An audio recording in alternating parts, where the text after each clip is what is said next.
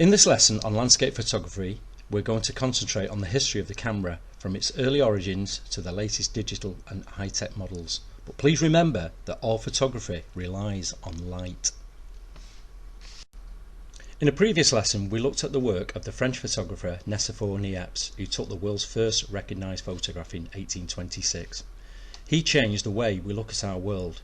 We no longer have to rely on artists to paint their view of the world, and instead he gave us the world in a frozen moment and second, and exact landscapes of people and objects. We looked too at the work of Ansel Adams and the equipment that he used to capture all the details and drama in the American landscape of the 1930s and 40s. Here we see Ansel Adams at work photographing with these large cameras and equipment in the Yosemite Valley in America.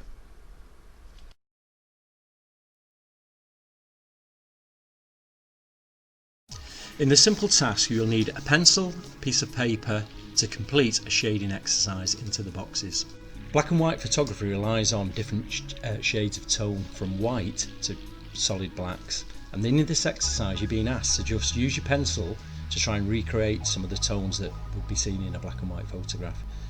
It's quite a tricky task. The first one you can leave because that is 100% white paper there, but we're going to try and copy this texture, this tone, into this box. So use your pencil, nice sharp pencil, and you're just going to try and build up the same tone.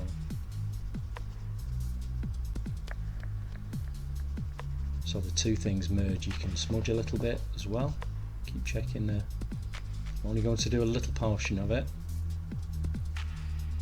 Okay, and again you can smudge it as well. So this is a HB pencil.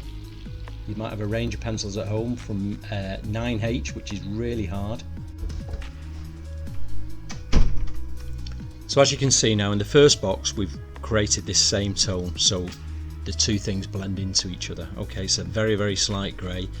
For the next box it's going slightly darker, so it's going to involve adding a little bit more pressure onto the pencil, not too much.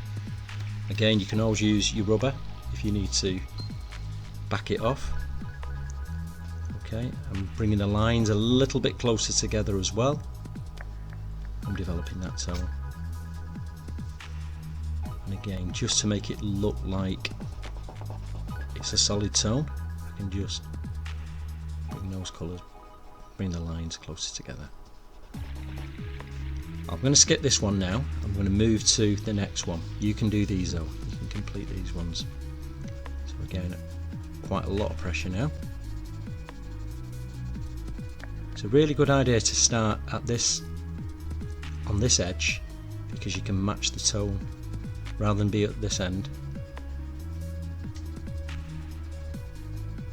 Of course I need to go a lot darker here.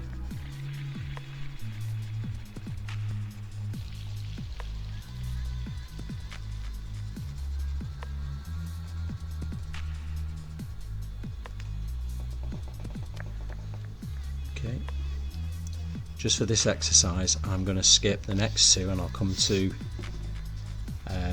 the second to last, and this is really dark now.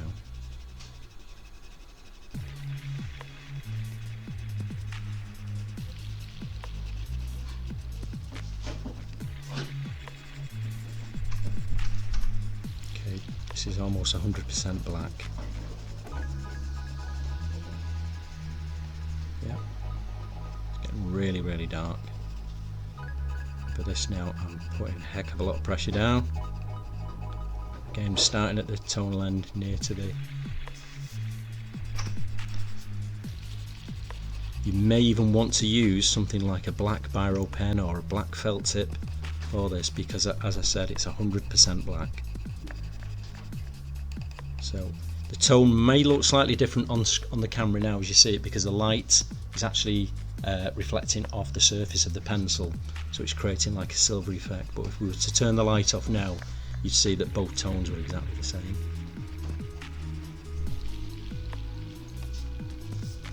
There we go. So you're going to complete all these. You don't need to do this one, that's fine, because again, as I said, that's 100% just white. It's the white paper.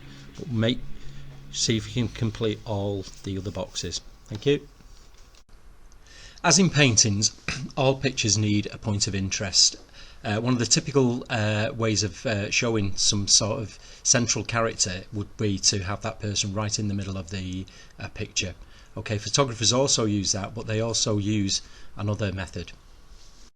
Photographers use a really interesting way of composing pictures, and that's called using the rule of thirds, and that is dividing the picture up into 3 parts. Here we see how the photographers use the rule of thirds to compose the picture. Rather than place the church or chapel on the edge of the seaside right in the middle of the frame in that central box, they've moved it slightly over to one side to the left. Okay, and you can see how the lines, the red lines, intersect with 1, the horizon of the sea, and 2, the perpendicular line or the upright line of the church tower.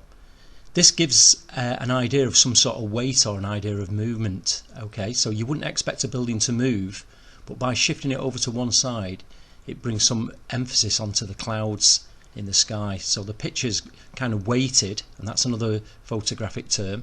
It's weighted, so you're looking at architecture and nature as well, and kind of which is the more powerful. Is it the architecture that men and women have built over the centuries, or is it the skies in the background?